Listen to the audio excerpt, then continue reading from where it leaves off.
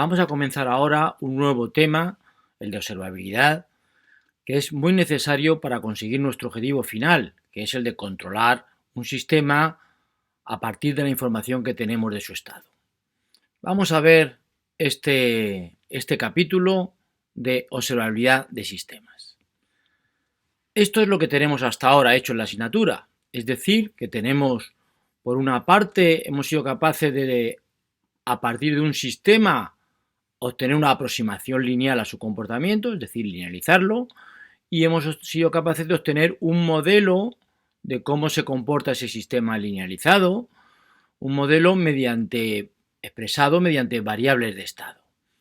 Bien, también hemos sido capaces en otro tema de calcular cuál es la realimentación que nosotros debemos realizar del estado para cambiar la dinámica del sistema, pero tenemos un problema todavía por resolver.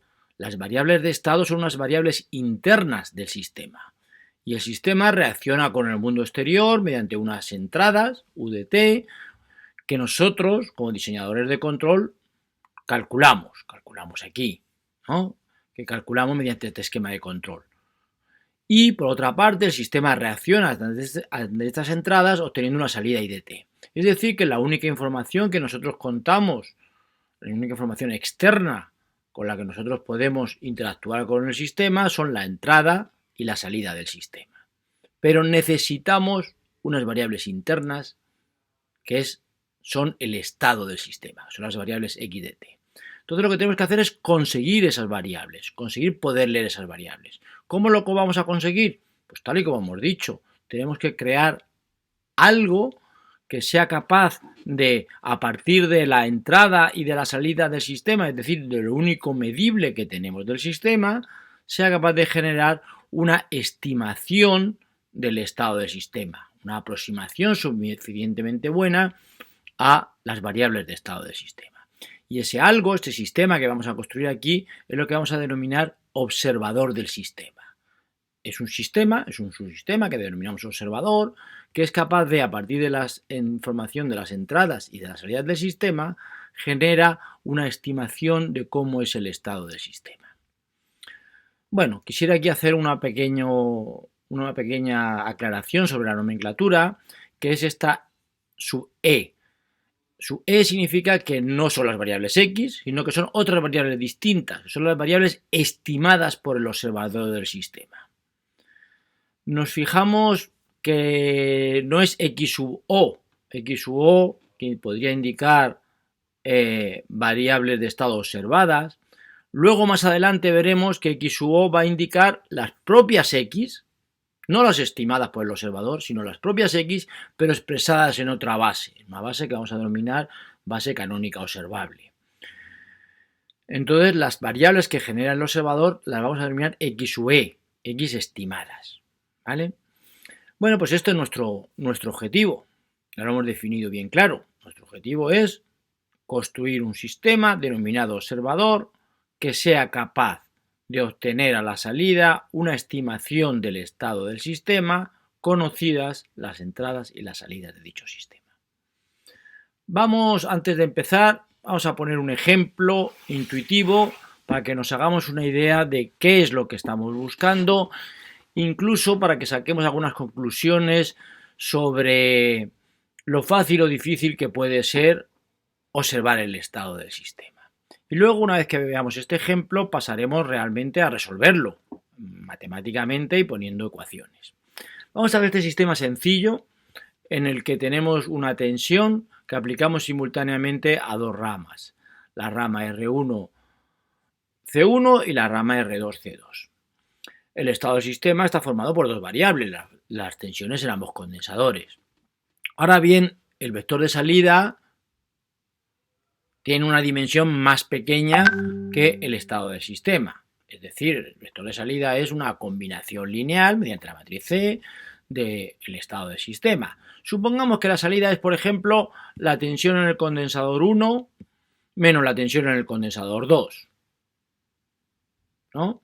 En ese caso, la salida la podemos calcular como lo que aquí se indica en esta ecuación, la diferencia entre la x1 y la x2, la diferencia entre las dos variables de estado, y gráficamente esto significa la proyección de cualquier punto del estado del sistema, de cualquier combinación de tensiones en ambos condensadores, al proyectarlo sobre esta recta de aquí, sobre esta bisectriz, sobre esta recta obtenemos, el punto de proyección es justo la diferencia de tensiones de la variable x1 menos la variable x2. Dicho esto, que ya hemos definido el sistema, hemos definido cuál es la entrada, hemos definido cuál es la salida, ahora nos preguntamos, ¿existen muchos puntos del espacio de estado que obtenemos la misma salida? Y la respuesta es obvia, por supuesto, hay muchísimos puntos que en el espacio de estado, todos los que están sobre esta recta de aquí que estoy trazando con el cursor, todos los puntos que están sobre esa recta, todos dan la misma salida. Es decir, dicho de otra forma, yo leyendo solo la salida no me puedo enterar de cuál es el estado del sistema. Bueno, esto es obvio, por supuesto, ¿no? Supongamos que la salida es pues un voltio de diferencia entre la tensión del condensador 1 y la tensión del condensador 2. ¿Hay muchos estados que dan lugar a una salida de 1 voltio? Sí, por supuesto. El estado 3 en el condensador 1, 2 en el condensador 2, pues la salida es 1 voltio. Y 27 en el condensador 1 y 26 en el condensador 2, la salida también es 1 voltio. Luego está claro que midiendo la salida yo no puedo saber cuál es el estado del sistema. ¿Vale?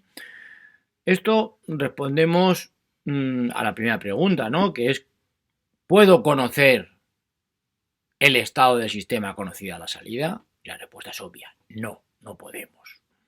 Pero vamos a hacer una pregunta un poquito más complicada y vamos a ver si podemos intuir cuál es la respuesta.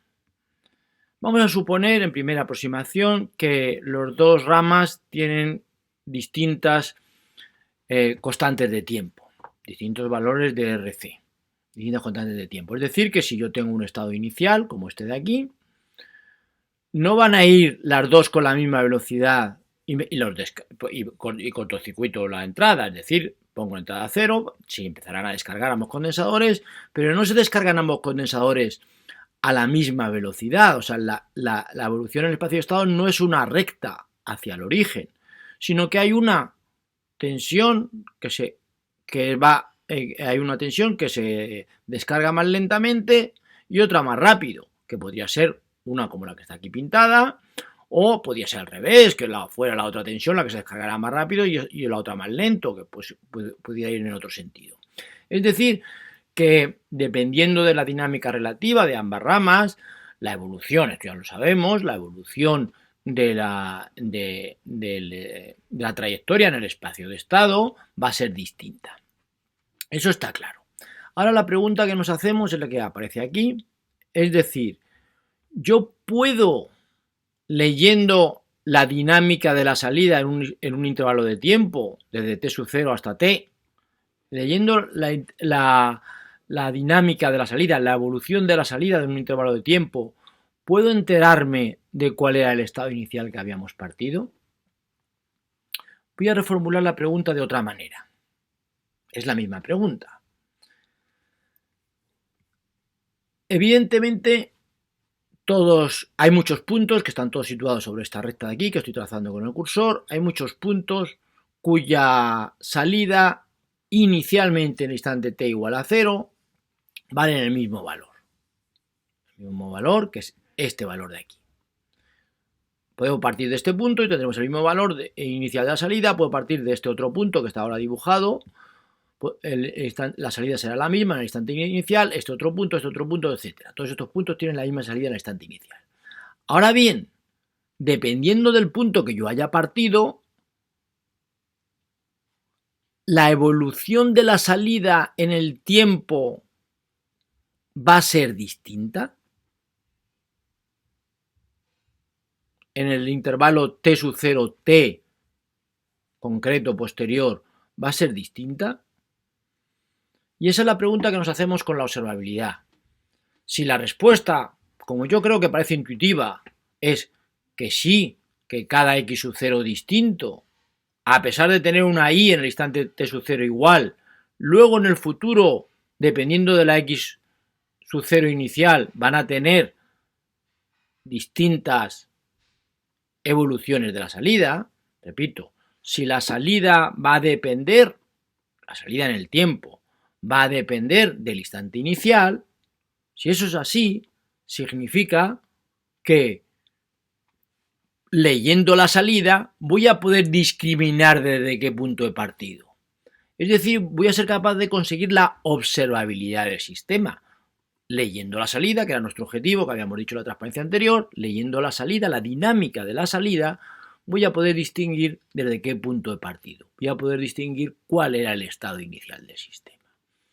Yo creo que parece obvio en este caso sencillo, de los condensadores, pero durante este tema lo que vamos a hacer es poner ecuaciones y obtener la solución para sistemas evidentemente más complejos que este de aquí. Hemos dado una respuesta intuitiva al apartado B. La respuesta C es muy similar a la del apartado B. Es decir, si en vez de la salida, en vez de ser la diferencia de tensiones, la salida es otra combinación distinta de las tensiones de entrada, como por ejemplo la que viene aquí, 3 veces la tensión en el condensador 1 menos 5 veces la tensión en el condensador 2, si es otra combinación de las variables de estado, podemos igualmente distinguir desde qué estado hemos partido. Y claro, yo creo que la solución también es bastante obvia. No tiene nada de particular esta recta. Si en vez de proyectar la salida, en vez de proyectarla sobre esta recta, la proyectamos sobre la perpendicular al 3 menos 5, es decir, sobre otra recta como por ejemplo esta de aquí, o cualquier otra recta, evidentemente la evolución de la dinámica de la salida va a depender del estado inicial que hemos partido. Es decir, vamos a poder determinar de qué estado habíamos partido leyendo solamente la salida. Muy bien, esto son las deducciones, lo que hemos hecho cuando hemos supuesto que la dinámica de ambas ramas era distinta. Vamos a hacer la misma pregunta, pero en el caso de que la dinámica de ambas ramas sea la misma. La evolución entonces no va a ser así, sino que la evolución va a ser como va a aparecer ahora, así, una recta.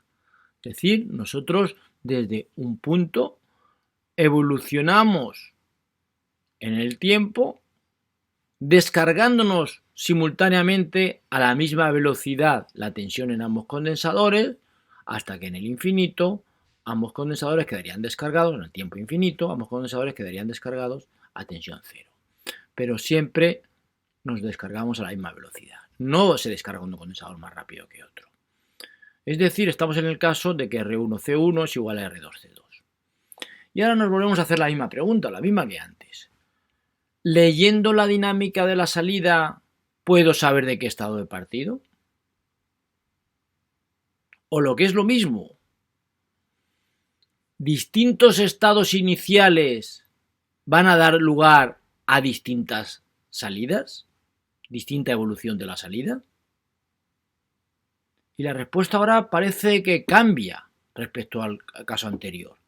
Parece que todos estos puntos, intuitivamente, luego vamos a hacer, evidentemente, durante este tema, vamos a poner ecuaciones, pero intuitivamente parece que todos los puntos que inicialmente estaban en esta recta van a ir hacia el origen, todos esos puntos van a ir hacia el origen, pero la salida, que es la proyección de la evolución de esas trayectorias, va a ser la misma. Es decir, que no vamos a poder enterarnos, en este caso, leyendo la salida, de qué punto hemos partido. ¿Qué particularidad tiene este sistema?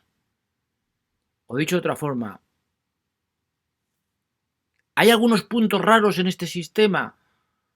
Bueno, puntos raros son todos, en el sentido de que no voy a poder determinar de qué punto he partido leyendo la salida.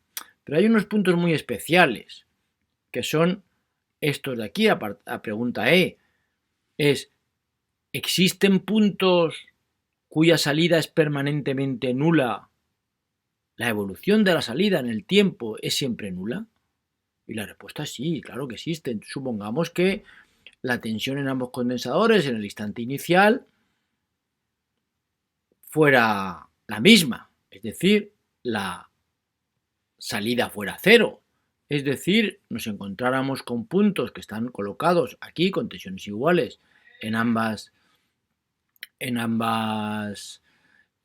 condensadores, cuya salida es la proyección sobre esta recta de aquí, es decir, la salida vale cero.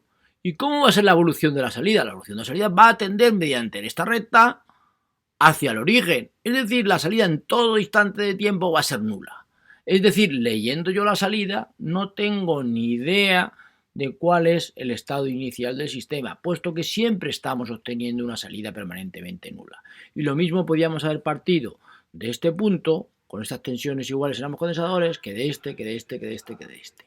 Es decir, estos sistemas, que son no observables, ya lo veremos, estos sistemas tienen la particularidad de tener puntos del espacio de estado cuya salida es permanentemente nula, ante entrada nula, estamos hablando.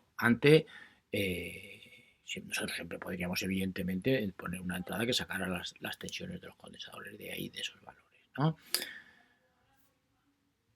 Bueno, pues esto es lo que vamos a estudiar durante este tema. Vamos a ver, después de esta introducción, vamos a ver las definiciones de observabilidad y luego veremos dos apartados, que son los apartados de observabilidad en sistemas lineales y la observabilidad en sistemas lineales invariantes. Viendo en el primero de ellos el gramiano de observabilidad y en el segundo la matriz de observabilidad de sistemas lineales invariantes de la forma análoga o dual a como hemos visto en controlabilidad. Os esperamos en estas partes que faltan.